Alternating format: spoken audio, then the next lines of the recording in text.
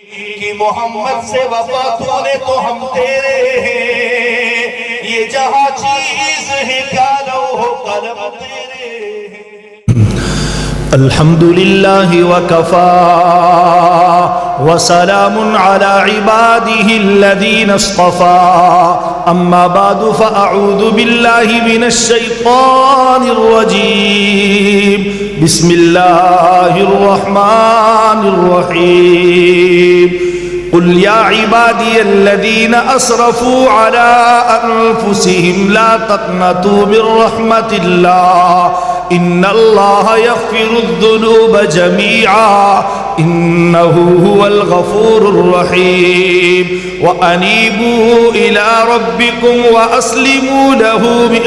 قبل ان یأتیکم العذاب ثم لا تنصرون وقال الله تبارك وتعالى في مقام آخر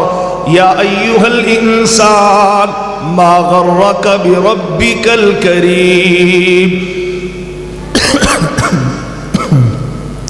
وقال الله تبارك وتعالى في مقام آخر ففروا إلى الله إني لكم منه نذير مبين قال النبي صلى الله عليه وسلم أحب البلاد إلى الله مساجدها وأبغض البلاد إلى الله أسواقها أو كما قال عليه الصلاة والسلام صدق الله العظيم وصدق رسوله النبي الكريم کہ محمد سے وفا تو نے تو ہم تیرے ہیں، یہ جہاں چیز ہے کیا لوح قلم تیرے ہیں۔ انداز بیاں اگرچہ بہت شوق نہیں ہے، شاید کہ اتر جائے تیرے دل میں میری بات۔ میرے محترم دوستو، بزرگوں اور بھائیوں اور میرے ہم قدم ساتھیوں، اللہ جل جلالہ اس کائنات کے خالق اور مالک ہیں۔ یہ کائنات اور اس میں جو کچھ ہے سب مخلوق کمزور، عاجز، ضعیف اور بے اختیار ہیں۔ مکمل طاقت اور مکمل اختیار اس ذات کے پاس ہے جسے اللہ جل جلالہ کہتے ہیں۔ خود اللہ جل جلالہ قرآن مقدس میں ارشاد فرماتے ہیں امن خلق السماوات والارض، زمین اور آسمان کو کس نے بنایا ہے؟ کیا اللہ کے سوا اور کوئی ہے بنانے والا؟ پھر ارشاد فرماتے ہیں اللہ جل جلالہ آسمانوں سے پانی کس نے برسایا؟ سبزہ کس نے اگایا؟ زمین کس نے بچھائی؟ اس زمین کو قرار کس نے دیا؟ وہ کون ہے جس نے اس زمین میں نہریں جاری کی؟ وہ کون ہے جس نے دو دریاؤں کے پانی کو بغیر کسی سبب کے آپس میں ملنے سے روکا ہوا ہے؟ وہ کون ہے جس نے زمین پہ بڑے بڑے پہاڑوں کو گاڑا ہے؟ وہ کون ہے جو مصیبت زدہ کی پکار کو سنتا ہے اور پھر اس کی مصیبت اور تکلیف کو دور کرتا ہے؟ کیا اللہ کے سوا الہ مع اللہ اور کوئی ہے؟ قلیلا ما تذکرون بل اکثرهم لا یعلمون، بہت کم لوگ ہیں اللہ فرماتے ہیں جو اس بات کو جانتے ہیں اور اس کا اقرار کرتے ہیں، اور بہت کم لوگ ہیں جو نصیحت حاصل کرتے ہیں حق بات سے۔ پھر اللہ جل جلالہ فرماتے ہیں وہ کون ہے جو خشکی اور تری کے اندھیروں میں تمہیں راستے سجھاتا ہے؟ وہ کون ہے جس نے پہلی مرتبہ تمہیں بنایا اور جب تم ختم ہو جاؤ گے تو تمہارے مٹی میں رل مل جانے کے بعد وہ دوبارہ تمہیں اٹھائے گا، دوبارہ تمہیں زندگی دے گا؟ وہ کون ہے جو تمہیں زمین اور آسمان سے رزق دیتا ہے؟ اور فرمایا وہ کون ہے جو اس زمین اور آسمان کے سربستہ رازوں سے واقف ہے؟ اس کے علاوہ اور کوئی اس کے غیب کے علم پر مطلع نہیں ہے۔ الہ مع اللہ، کیا اللہ کے سوا اور کوئی ہے؟ یقیناً اللہ جل جلالہ ہی ہیں جس نے اس کائنات کو بنایا اور وہی اس کائنات کے نظام کو چلا رہے ہیں۔ پھر اللہ جل جلالہ قرآن مقدس میں ایک اور مقام پہ ارشاد فرماتے ہیں، الا تسمعوا، غور سے سنو، میں تمہیں ایک مثال کے ذریعے سمجھاتا ہوں، جن لوگوں کو اللہ کے سوا اس کائنات میں تم اپنی مدد کے لیے بلاتے ہو، ان الذین تدعون من دون اللہ، جن لوگوں پہ تم بھروسہ کرتے ہو، اس کائنات کی جتنی بھی مخلوق ہے، جس پہ تم توکل کرتے ہو، جس سے تمہیں امیدیں وابستہ ہیں، جس پہ تمہیں بھروسہ ہے، ساری مخلوقات کے متعلق اللہ جل جلالہ ارشاد فرماتے ہیں، لن یخلقوا ذبابا ولو اجتمعوا لہ، یہ ساری مخلوق مل کر ایک مچھر نہیں بنا سکتی۔ عزیزان من، مادے کے عروج کا یہ دور جس میں مادے نے اتنی ترقی کی ہے اور انسان نے مادے پہ اتنی محنت کی ہے کہ اب انسان اس کائنات سے نکل کر کسی دوسری کائنات کے ڈھونڈنے کی تگودو میں ہے۔ وہ چاہتا ہے میں اپنے رہنے کے لیے کوئی اور کائنات ڈھونڈوں، وہاں پہ بسیرا کروں، اور میں نے اتنی ایجادات کی ہیں۔ مادے کا یہ دور جہاں انسان نے اتنی بے شمار ایجادات کی، جن ایجادات نے انسان کو متکبر بنا دیا، اور اس کے منہ سے انا ربکم الاعلی کے نعرے نکلتے ہیں، جیسے فرعون کی زبان سے نکلا کہ میں سب سے بڑا رب ہوں۔ یہ انسان اس مادے کی بنیاد پہ اللہ جل جلالہ کی ذات کا انکاری ہے، اس کے صفات کا انکاری ہے اور تکبر میں مبتلا ہے۔ لیکن قرآن کی یہ آیت آج کے اس دور میں بھی ان متکبر انسانوں کا منہ چڑھاتی ہے اور ان متکبر انسانوں کے منہ پہ مہر لگاتی ہے اور انہیں دعوت دیتی ہے مقابلے کا کہ آؤ، اگر تم اتنے پاور میں ہو، یہ اللہ جل جلالہ نے تمہیں توفیق دی جو تم نے ایجادات کی ہیں، ورنہ جہاں اللہ پاک تمہاری توفیق کو سلب کر لے تو پھر تم ایک مچھر بنا کے دکھا دو، ہم تمہیں مان جائیں گے۔ لن یخلقوا ذبابا ولو اجتمعوا لہ، ہرگز اللہ فرماتے نہیں بنا سکتے اگرچہ یہ سارے جمع ہو جائیں۔ اور فرمایا اللہ جل جلالہ نے کہ یہ تو ایسا ضعیف انسان ہے اور کائنات پہ بسنے والی ساری مخلوق اس قدر ضعیف، اس قدر محتاج، اس قدر کمزور ہے، ایک مچھر آئے اور وہ کسی انسان سے کوئی چیز لے کے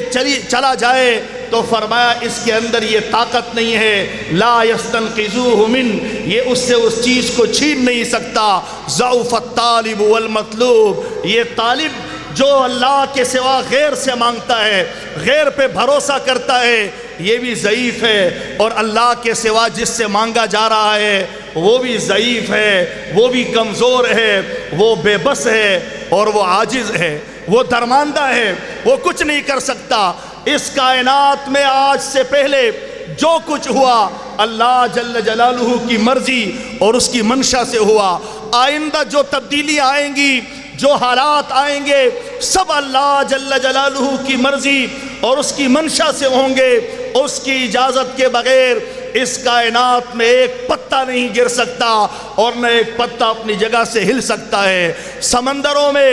اور ریت کے صحراؤں میں ایک ریت کا ذرہ اپنی جگہ سے ذرا برابر ہل نہیں سکتا جب تک اللہ کا امر نہ ہو جائے۔ محترم دوستو، یہی اللہ مجھے اور آپ کو اپنی طرف آنے کی دعوت دیتا ہے اور ارشاد فرماتا ہے فَفِرُّوا إِلَى اللَّهِ، اللہ کی طرف دوڑ لگاؤ، اللہ کی طرف آ جاؤ۔ پھر ایک مقام پہ اللہ جل جلالہ فرماتے قُلْ، اے نبی آپ کہہ دیجئے، کن سے؟ اے میرے بندوں سے، یا عبادی الذین، میرے وہ بندو اسرفوا علی انفسہم، جنہوں نے اپنی ذات پہ بڑا ظلم کیا ہے، جنہوں نے اللہ کی نافرمانی کی ہے، جنہوں نے سرکشی کی اور عیش و عشرت کی زندگی گزاری ہے، جنہوں نے ظلم پہ ظلم کیے ہیں، جنہوں نے اللہ کی نہیں مانی، وقت کے نبی کی بات کو نہیں مانا، جنہوں نے اپنی خواہشات کی تابعداری کی، اے نبی ان لوگوں سے کہہ دیں یا عبادی الذین اسرفوا علی انفسہم لا تقنطوا من رحمت اللہ، تم اللہ کی رحمت سے نا امید مت ہونا، ان اللہ یغفر الذنوب جمیعا، اللہ سارے گناہوں کو معاف کرنے والا ہے، انہو هو الغفور الرحیم، وہ بخشنے والا ہے، وہ مہربان ہے۔ تو پھر کیا کیا جائے؟ فرمایا وَأَنِيبُوا إِلَىٰ رَبِّكُمْ، اپنے رب کی طرف رجوع کرو، یہ تمہیں دعوت دی جا رہی ہے۔ وَأَسْلِمُوا لَهُ مِن قَبْلُ، اور نافرمانی کو چھوڑ کے اپنے سروں کو جھکا دو، اللہ کے سامنے تسلیم کر لو کہ تمہارا کوئی بنانے والا ہے، تمہارا کوئی خالق ہے، تمہارا کوئی مالک ہے، اور وہی اصل حاکم ہے، اور اس کے بتائے ہوئے فرامین کے مطابق تم نے اس دنیا میں زندگی گزارنی ہے۔ وَأَسْلِمُوا لَهُ مِن قَبْلُ، اس سے پہلے تسلیم کر لو، ان یأتیکم العذاب ثم لا تنصرون، کہ جب اس کی عذاب کی پکڑ تم پہ آئے پھر تمہارا اس زمانے میں اس کائنات میں کوئی مددگار نہ ہو، اس سے پہلے اللہ کی طرف لوٹ جاؤ۔ اور فرمایا یا ایھا الانسان، اے انسان، ما غرک بربک الکریم، اس کریم رب سے تجھے کس چیز نے دھوکے میں ڈالا ہوا ہے؟ تو اس کریم رب کی طرف نہیں جاتا، اسے چھوڑ کے دنیا کی مخلوق کی طرف اپنا سفر طے کرتا ہے، ان پہ بھروسہ، ان پہ اعتماد، ان سے امیدیں، ان سے محبتیں۔ یہ اللہ فرماتے ہیں کیسی بے وفائی ہے، یہ کیسی بے اعتنائی ہے۔ پھر ایک اور مقام پہ ارشاد فرمایا یہ بے اعتنائی، یہ اعراض اور یہ لاپرواہی، یہ روش تمہیں برباد کر دے گی، یہ بربادی کی روش ہے۔ کیوں؟ فرمایا الم نہلک الاولین، تم نے دیکھا نہیں ہم نے پہلے والے لوگوں کو برباد کر دیا، ثم نتبعہم الآخرین، اس کے بعد اور لوگ آئے۔ اللہ فرماتے کذالک نفعل بالمجرمین، ہم مجرموں کے ساتھ ایسے ہی کرتے ہیں جو اپنے جرم میں سرپٹ گھوڑے کی طرح دوڑتے رہتے ہیں اور اللہ کے حدود کی پاسداری نہیں کرتے، اللہ جل جلالہ سے بے اعتنائی اور اعراض کی روش کو اپنائے رکھتے ہیں۔ اللہ پاک فرماتے ہیں کذالک نفعل بالمجرمین، ایسے مجرموں کے ساتھ پھر ہم ہلاکت والا معاملہ کرتے ہیں۔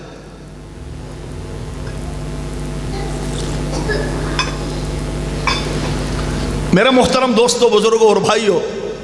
میں اور آپ کافروں کو چھوڑیں، اپنے معاشرے کا جائزہ لیں جس میں صرف مسلمان بستے ہیں۔ ہم مسلمان کس طرف جا رہے ہیں؟ اللہ جل جلالہ تو مجھے اور آپ کو قرآن میں یہ دعوت دے رہا جو میں اور آپ سن رہے ہیں ابھی، اور میرے اور آپ کی روش یہ ہے کہ صبح سویرے نماز کے لیے اٹھنا میرے اور آپ کے لیے مشکل ہے، اپنے بچوں کو نماز کے لیے اٹھانا یہ مشکل ہے کہ ان کی نیند میں خلل آئے گا، کہیں ایسا نہ ہو کہ سر میں درد نہ ہو جائے۔ نمازیں تو ہوتی رہیں گی اور اللہ سے تعلق ہو جائے گا، ابھی بڑی لمبی زندگی پڑی ہے، لیکن اسی بچے کو صبح سویرے نماز کے اوقات میں اسکول کے لیے جگانا آسان ہے، دنیا کے لیے جگانا آسان ہے۔ آپ مجھے بتائیں بغیر نماز کے یہ اسکول اس بچے کو کیا فائدہ دے گا؟ اللہ جل جلالہ کے ساتھ تعلق نہ ہو اس بچے کو یہ اسکول کیا فائدہ دے گا؟ یہ چند دن کی عیش و عشرت کی زندگی گزارے گا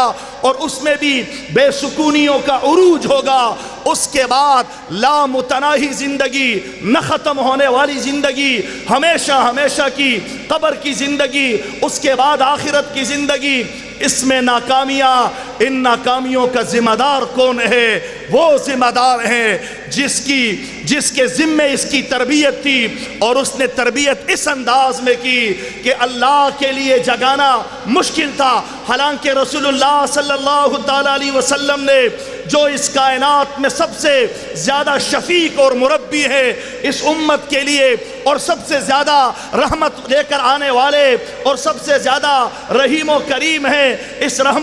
امت کے معاملے میں، وہ شفیق نبی ارشاد فرماتے ہیں اپنے بچوں کو 7 سال کی عمر میں نماز کا حکم دو، مرو اولادکم، اپنے بچوں کو نماز کا حکم دو، وہم ابناء 7 سنین، جبکہ وہ 7 سال کے ہوں، اور اگر وہ 10 سال کی عمر میں داخل ہو کے بھی نماز نہ پڑھیں، وَاضْرِبُوهُمْ، تو مار پٹائی شروع کر دو، تھوڑی مار پٹائی، جس سے ان کو سرزنش ہوتی رہے اور وہ اللہ کی طرف آتے رہیں اور اللہ سے ان کا تعلق بنتا رہے۔ آپ علیہ الصلوۃ والسلام نے نماز کے لیے یہ ارشاد فرمایا، لیکن میں اور آپ نماز کو چھوڑ رہے ہیں۔ ڈیوٹی کے لیے صبح سویرے اٹھنا یہ آسان ہے، لیکن اللہ کے لیے اٹھنا یہ مشکل ہے۔ آپ مجھے بتائیں، علامہ اقبال نے آج سے کتنا پہلے یہ کہا، تب آزاد پہ قید رمضاں پھاری ہے، تم ہی کہہ دو یہی آئین وفاداری ہے،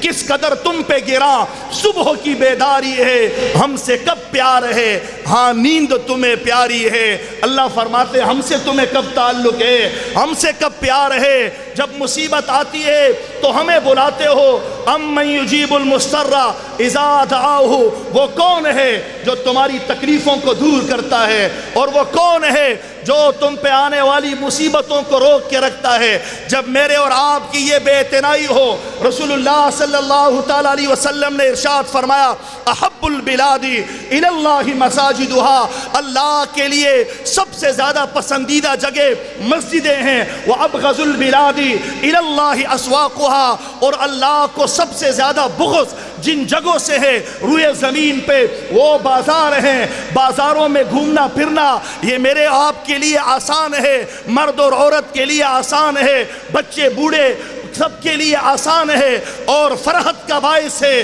اور مسجدوں میں آنا میرے اور آپ کے لیے مشکل ہے۔ دنیا کی سب چیزیں پڑھنا آسان ہے، ناول پڑھنا آسان ہے، کہانیاں پڑھنا آسان ہے، قرآن پڑھنا میرے اور آپ کے لیے مشکل ہے، ذکر کرنا مشکل ہے، حیاداری کو اپنانا، بے حیائی اور فحاشی کے راستوں سے اپنے آپ کو روکنا، اپنی اولادوں کو روکنا، اپنی بچیوں کو بے پردگی سے روکنا، یہ میرے اور آپ کے لیے مشکل ہے۔ آپ مجھے بتائیں پھر کرونا نہیں آئے گا تو کیا آئے گا؟ پھر کرونا نہیں آئے گا؟ اللہ پاک ہر چیز کو بند کر دے کہ جاؤ اب مسجدوں کی طرف، اور یا گھروں میں سڑتے رہو بیٹھ کے، اب باہر نکلنے پہ تم پہ ایسی پابندی ہے کہ اگر باہر نکلو گے تو تمہیں جیل بھیجا جائے گا۔ یہ میں اور آپ سمجھنے کی کوشش کریں۔ قرآن کی ایک آیت ہے، اللہ پاک فرماتے ہیں فَلَنُذِيقَنَّهُم مِّنَ الْعَذَابِ الْأَدْنَىٰ دون العذاب الاکبر لعلہم یرجعون، ہم انسانوں کو چھوٹے چھوٹے عذاب دیتے ہیں، چھوٹی چھوٹی تکلیفیں دیتے ہیں،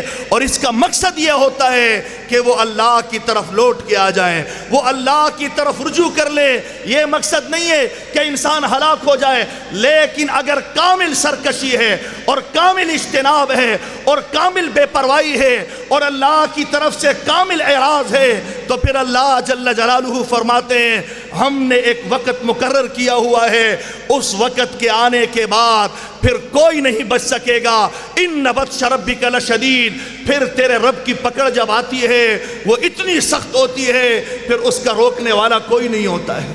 جیسے جنگل میں ایک آدمی جا رہا ہے، اس نے دوسرے آدمی کو پکڑا اور اس کو لوٹا اور اس سے سارا سامان لیا، جس سے سب کچھ لیا، وہ اللہ کا ولی تھا کامل، اس سے کہتا ہے کہ اپنے کپڑے بھی اتارو، یہ کپڑے مجھے دو۔ اس نے بڑی منت کی کہ یار کپڑے چھوڑ دو، میں ننگا ہو جاؤں گا، اللہ پاک کو پسند نہیں ہے ایسی حالت، ہر چیز آپ نے لے لی ہے۔ کہنے لگا نہیں نہیں، کپڑے اتارنے پڑیں گے، ہر حال میں آپ کے کپڑے بھی لوں گا۔ اس نے کہا مان جاؤ، ورنہ پھر بعد میں مان جاؤ گے لیکن بڑی دیر ہو چکی ہوگی۔ کہنے لگا نہیں مانوں گا کسی بھی صورت۔ اللہ والے نے ایسے دو انگلیاں اس کی آنکھوں کی طرف کی اور اس طرح زمین کی طرف اسے جھکایا، دونوں آنکھیں زمین پہ پڑی ہوئی تھی۔ پھر چیخنے لگا کہ مجھے میری آنکھیں لوٹا دو، میں آپ سے توبہ کرتا ہوں، میں آپ سے معافی چاہتا ہوں، اللہ سے معافی چاہتا ہوں۔ کہنے لگے اب وقت گزر چکا ہے، پہلے بڑا سمجھایا آپ کو کہ مان جاؤ۔ ایسے ہی محترم دوستو، میں اور آپ قرآن کو اٹھا کے دیکھیں،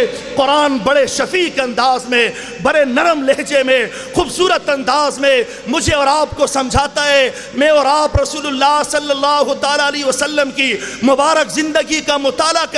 جو دونوں جہانوں کا سردار، امام الانبیاء، خاتم النبیین ہے، جس کی وجہ سے اللہ پاک نے اس کائنات کو پیدا کیا، اس آخری نبی کی مبارک زندگی کا مطالعہ کرنا میرے اور آپ کے ذمہ لازم ہے۔ آپ علیہ الصلوۃ والسلام کتنے محبت بھرے انداز میں اپنی امت کو سمجھاتے ہیں کہ لا تدخلوا الجنہ، تم جنت میں داخل نہیں ہو سکتے حتی تؤمنوا، جب تک تم کامل ایمان نہ لے آؤ، اور تم اس وقت تک کامل کامل مسلمان نہیں ہو سکتے حتی تحابو، یہاں تک کہ تم آپس میں محبت نہ کرنے لگ جاؤ، آپس میں اتحاد نہ لے آؤ، آپس میں اتفاق نہ لے آؤ۔ اور فرمایا اتحاد اور اتفاق کے لیے اور محبت کے پھیلانے کے لیے میں تمہیں ایک نسخہ دیتا ہوں، وہ یہ ہے افشوا السلام، سلام کو پھیلاؤ معاشرے میں۔ محترم دوستو، یہ ایک مثال سمجھائی آپ کو، آپ رسول اللہ کی مبارک احادیث کو اٹھائیں، امت کو کیسے پیار بھرے انداز میں خوبصورت طریقے سے ہدایت کا راستہ دکھایا، اور پھر فرمایا میری اور تمہاری مثال ایسی ہے جیسے جہنم کے کنارے، جیسے آگ کے کنارے ایک آدمی کھڑا ہو اور لوگ آ رہے ہوں آگ میں چھلانگیں لگانے کے لیے، اور وہ ایک ایک کو کمر سے پکڑ کے روکتا ہو کہ خدا کے لیے یہ آگ ہے، اس میں نہ کودو، بعد میں بڑا پچھتاؤ گے، بہت چیخو گے، چلاؤ گے کہ اس آگ سے مجھے نکالو، پھر نکالنے والا کوئی نہ ہوگا۔ یہ آپ علیہ الصلوۃ والسلام ہے جو ایک ایک امتی کو آگ سے بچانا چاہتے ہیں، جو ایک ایک امتی کو اس دنیا میں بھی اور آخرت میں بھی کامیابی دلوانا چاہتے ہیں۔ لیکن محترم دوستو، مسلمان اتحاد و اتفاق میں آئے، مسلمان سکون میں آئے، مسلمان اضطراب سے بچ جائے، مسلمان چین میں آ جائے، اس کے لیے ضرورت اس بات کی ہے کہ سب سے پہلے مسلمان کا تعلق اللہ پاک سے ہوگا، ورنہ اللہ سے ہم نہیں بنائیں گے، اللہ پاک ہماری کسی سے بننے نہیں دے گا۔ ہم جتنی بھی کوشش کریں گے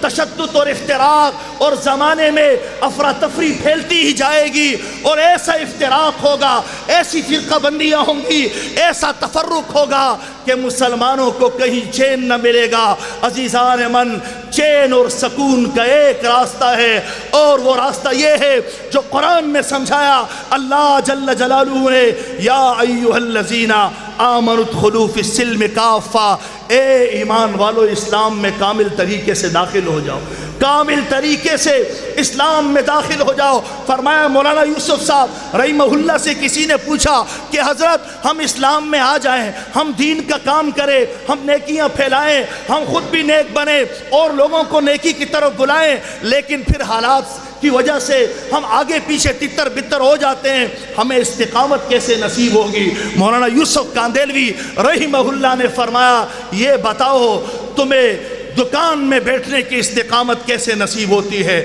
تمہیں بازاروں میں بیٹھنے کی استقامت کیسے نصیب ہوتی ہے، تمہیں کاروباروں پہ جانے کی استقامت کیسے نصیب ہوتی ہے، تم کس طرح پابندی سے دکانیں کھولتے ہو، کیسے پابندی سے تم اپنا کاروبار کرتے ہو، اپنے کمانے کی فکر، اپنے پیٹ کی فکر کتنی پابندی سے کرتے ہو؟ فرمایا حضرت ہمیں فکر ہوتی ہے، اور اس لیے استقامت نصیب ہوتی ہے کہ اگر ہم نہیں جائیں گے تو کہیں ایسا نہ ہو کہ آگے کے حالات معاشی اعتبار سے خطرناک ہو جائیں، اس لیے ہم چاقو چوبند رہتے ہیں تجارت کے حوالے سے۔ فرمایا ایسے ہی آخرت کے معاملات کو دیکھو کہ اگر تم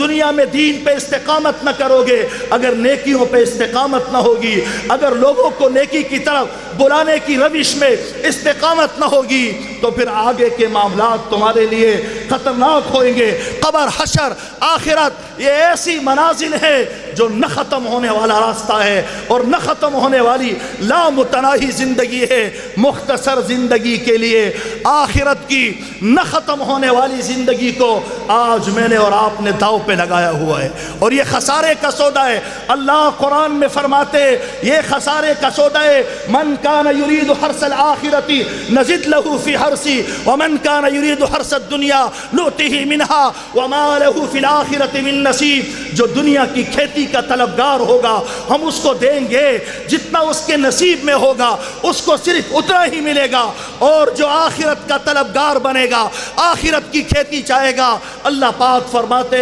ہم اس کی کھیتی کو بڑھائیں گے، ہم دنیا میں پاکیزہ زندگی دیں گے، آخرت میں ایسی مہمان نوازی کریں گے، ایسی مہمان نوازی کہ سخت دن سورج سوا نیزے پہ ہوگا، اس دن کی تکلیف سے بھی اس کو بچائیں گے، اور اس کو کوئی غم نہ ہوگا، خوف نہ ہوگا، امن چین سکون کی زندگی اس دنیا میں بھی ملے گی اور آخرت میں بھی ملے گی۔ لیکن شرط کیا ہے مسلمان کے لیے؟ یا ایھا الذین آمنوا، اے مسلمانوں، آمینو، مسلمان ہو جاؤ۔ یہ قرآن میں اللہ پاک فرماتے ہیں۔ اللہ پاک مجھے اور آپ کو عمل کی توفیق نصیب فرمائے۔ وآخر دعوانا الحمدللہ۔